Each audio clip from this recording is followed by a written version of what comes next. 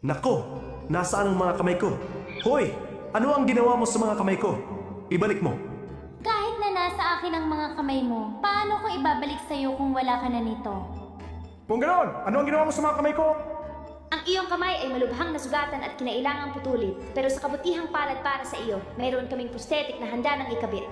Ano pang hinihintay mo? Gawin na natin.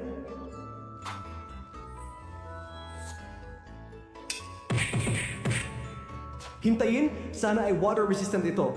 Ayokong makuryente habang naghuhugas ng puwet, alam mo na. Siyempre, pwede mong subukan ito mismo.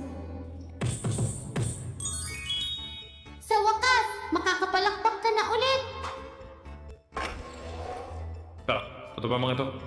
Oh, matapos putulin ang iyong kamay, naglagay kami ng metal na rod sa iyong buto. Pagkatapos ay ikinabit ang isang advanced na AI prosthetic at ikinonekta ito sa iyong mga signal ng kalamnan. Kaya kapag sinubukan mong gumalaw, nadedetect ng mga sensor ang mga signal na iyon na nagbibigay daan sa iyo na kontrolin ang prosthetic na parang totoong kamay.